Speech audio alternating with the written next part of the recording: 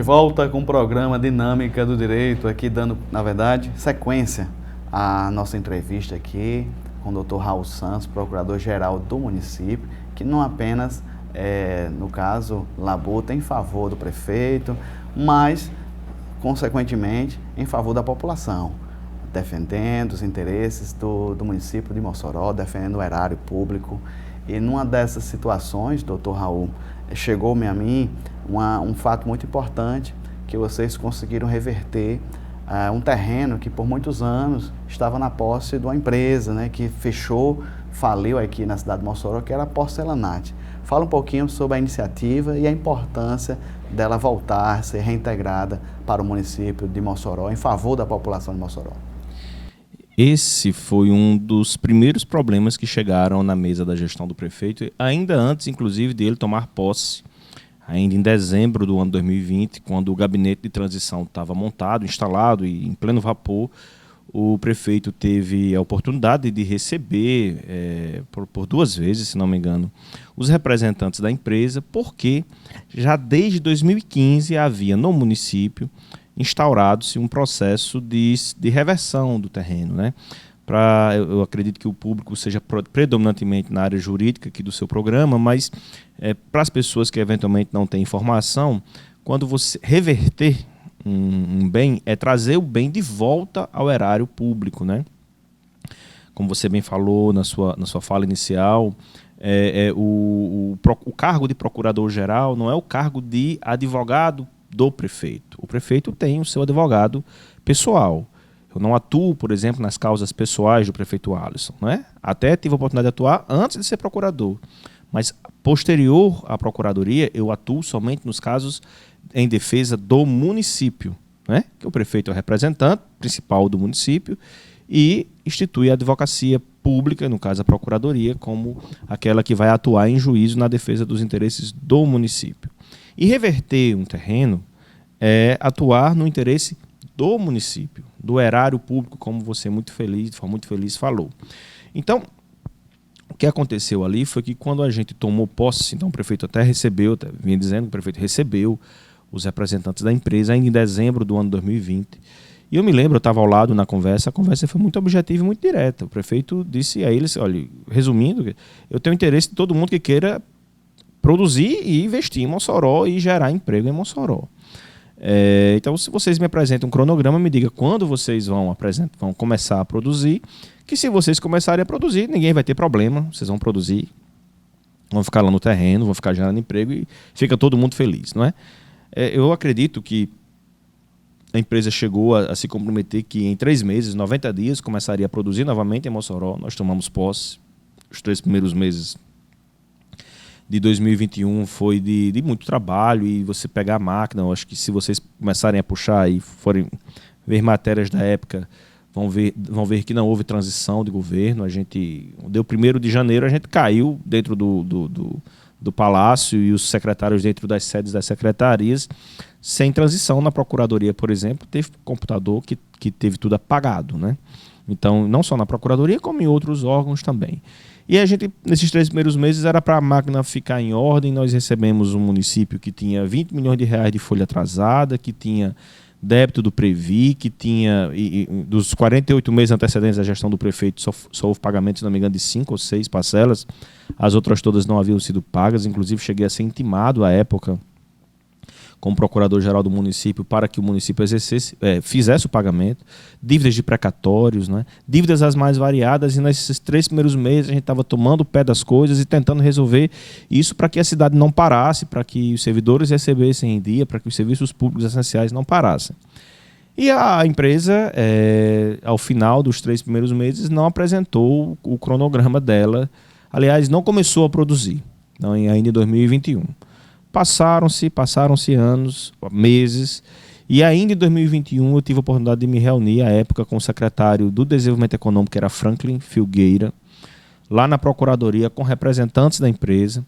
E a empresa, nós já havíamos, desculpe, à medida que a gente começou a gestão, nós identificamos o processo de 2015 que estava sumido de reversão, refizemos o processo, colocamos o processo para frente, e às vésperas da publicação do decreto de reversão, a empresa procurou o município através de Franklin e através de mim, e eu na época disse a eles: olha, tudo bem, se vocês apresentarem para nós um cronograma, se nós chamarmos o Ministério Público e o Judiciário, e se nós homologarmos esse cronograma na Justiça, através de um acordo judicial com participação do Ministério Público e de qualquer outro órgão da sociedade que queira participar, e vocês reconheçam nesse acordo o nosso direito de reverter, nós fazemos um acordo agora. Agora, fora dessas balizas, não há condições de a gente fazer. Porque vocês vão convir que já faz muito tempo que vocês estão aqui, são 15 anos tentando, não é? Nessa situação, não tem como a gente mais tergiversar sobre isso.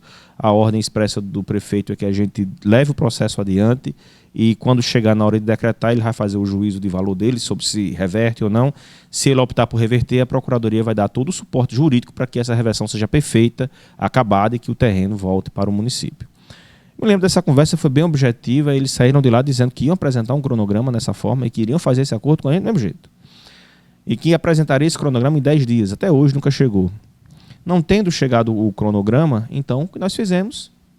Demos andamento no processo, o processo chegou lá na Consultoria Geral do município, que é um outro órgão jurídico do município que funciona lá no Palácio. Chegando lá, o prefeito ainda achou por bem dar mais 10 dias à empresa para se manifestar. A empresa perdeu o seu último prazo no município, veio apresentar essa manifestação quase 20 dias depois. Ainda assim, o prefeito acatou, recebeu a defesa. Quando foi analisar o mérito, indeferiu o mérito da defesa e ele tomou a decisão de fazer a reversão, certo? De tomar aquele bem. Feita a reversão, começa a reversão no âmbito administrativo, começa a batalha jurídica, porque a empresa judicializou. A empresa alegou, grosso modo, que ela não tinha ainda gastado todo o seu prazo, mais de 15 anos no terreno, né? E alegou também que o processo de reversão era nulo, alegou várias nulidades processuais.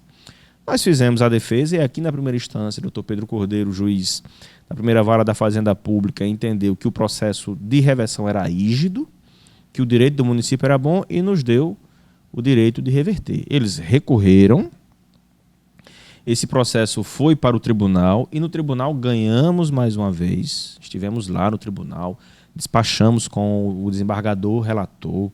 O desembargador nos ouviu, nos atendeu e no julgamento avaliou todas as alegações da empresa e todas as alegações que o município fez. E ali, por unanimidade, é bom que se diga, a segunda turma civil, entendeu que o município tinha direito e declarou a reversão do bem, não é? Tendo declarado a reversão do bem, agora nós vamos começar a tomada da posse, já está em trâmite também, para retomar a posse do bem. Nós vamos ainda avaliar se nós vamos retomar a posse do bem de forma administrativa ou se vamos judicializar novamente a questão da posse, seria uma ação possessória. Mas hoje o povo de Mossoró pode ficar tranquilo e certo que aquele bem pertence ao município e de que brevemente ele estará sendo utilizado para gerar emprego e renda com a outra empresa que queira lá se instalar.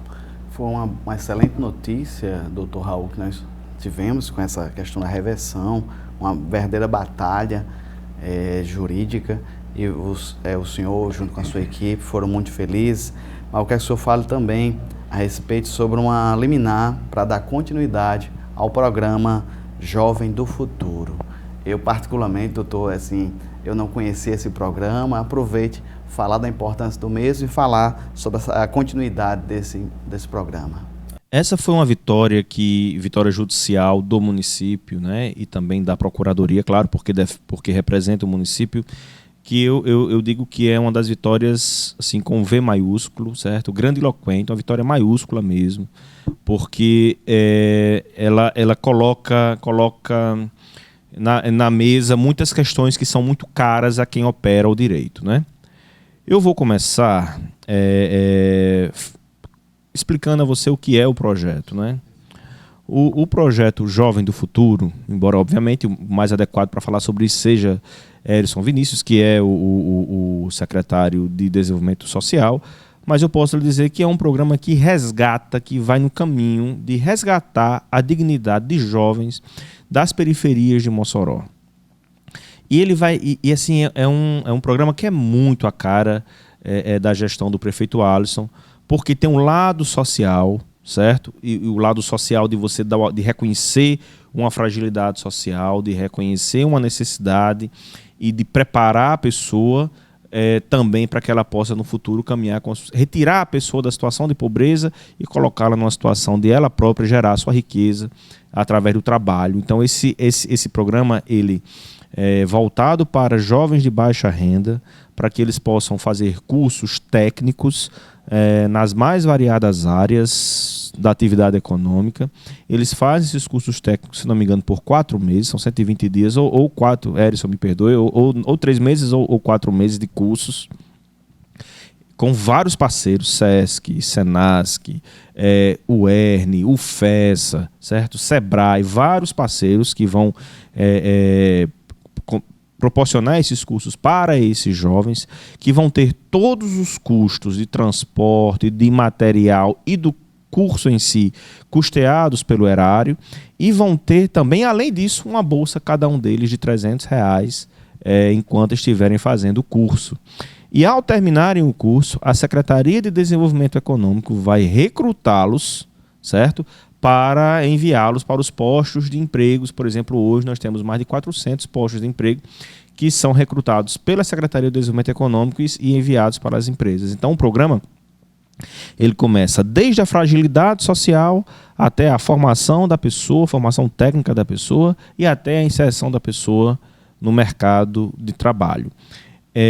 Esse programa ele é financiado com recursos do erário, recursos do município, recursos da sociedade, que integram um fundo, que é o Fundo da Infância e Adolescência, o FIA, que é este fundo regulado, grosso modo, pelo CONDIC. Ele é previsto em legislação federal e ele é regulado, a forma de utilização desse recurso é regulado no Conselho, certo, da Infância e Adolescência, que é o CONDICA, Conselho Municipal da Infância e Adolescência, que é o CONDICA aqui na cidade de Mossoró. Para que você possa fazer a utilização, para que o município possa fazer a utilização, ele tem que abrir um determinado procedimento regulado em lei, levar a matéria para os conselheiros, e os conselheiros, certo, decidem por aprovar ou não o projeto, aprovar ou não a utilização dos recursos do fundo naquele projeto. É assim que funciona, é assim que a lei estabelece. Ocorre que, com todas as vênias, o Ministério Público, que entrou com a ação civil pública, que realmente, com todas as vênias, na minha opinião, infeliz, certo? Além de infeliz, não muito afeita à técnica do direito, na minha opinião, com todas as vênias, reforço aqui. Digo isso porque o Ministério Público entrou com a ação alegando que o município não tinha feito o procedimento correto para isso, traduzindo aqui, não tinha feito o procedimento correto para isso, fazendo ilações na petição inicial, do tipo que a utilização dos recursos foram aprovadas às escuras. Eu nunca vi uma audiência pública em que participou a Defensoria, no dia que foi decidido isso, né, no dia que foi definida a utilização dos recursos do FIA para o jovem do futuro, estavam presentes a Defensoria Pública de Mossoró, o próprio Ministério Público, todos os conselheiros, como se diz lá na rua, uma galera. Não sei exatamente. Então, mais público do que isso, impossível. O procedimento foi feito mediante parecer da Procuradoria-Geral do município e toda a análise da questão foi feita seguindo os procedimentos. Aí o Ministério Público faz uma orientação, uma resolução, uma orientação, né? Falha agora a memória, exatamente o termozinho, é uma recomendação. Depois você ajeita aí. Aí o Ministério fez uma recomendação dizendo que nós, para utilizarmos o recurso, tínhamos que observar a legislação. Nós respondemos, sim, doutor, nós observamos a legislação. Quando nós começamos a executar, o Ministério Público entra com a ação civil pública, a primeira instância concede uma liminar, nós recorremos para o tribunal e a decisão do tribunal foi extremamente didática, por vários motivos. Primeiro, que para mim é muito caro, eu sou constitucionalista também. Eu disse aqui a você que eu sou um bocado de coisa, não é? Vários direitos, mas o direito que mais me apaixona de fato é o direito constitucional. Eu acho o seguinte, cada ente institucional joga dentro de seus limites de competência. O Poder Executivo jamais poderá tolher o Poder Legislativo, que jamais poderá tolher o Judiciário, que não poderá tolher o Executivo, e o Ministério Público, como um ente autônomo, tem as atribuições dele dentro do que a Constituição prevê. O Ministério Público não é órgão executivo. O Ministério Público não pode dizer para o Poder Executivo invista ali e invista aqui. Não pode. Ele pode, no máximo, regular a lisura, claro, óbvio, do investimento. Não pode haver malversação de recursos públicos, isso é óbvio. E ele pode também, no máximo, observar o procedimento. E não foi isso que aconteceu. O que o Ministério Público quis fazer foi se imiscuir na matéria que não é de competência dele, e o tribunal fez uma decisão, na minha opinião, didática, exemplar, disse que o perigo de dano à sociedade era a ACP em si e não o programa. E, claro, obviamente, nós concordamos integralmente com a decisão, porque ela advém de um recurso que a Procuradoria fez junto ao Tribunal de Justiça. Grandes vitórias aqui, sendo narradas pelo próprio Procurador-Geral, Dr. Raul Santos. No próximo bloco, doutor Raul, vamos falar um pouquinho sobre a lei que veio, no caso, a falar sobre, a tergiversar sobre os cargos, toda a carreira da Procuradoria, que foi uma das conquistas também dos senhores, vossa equipe, ainda nesse ano 2023. Então, permaneça conosco, voltamos já.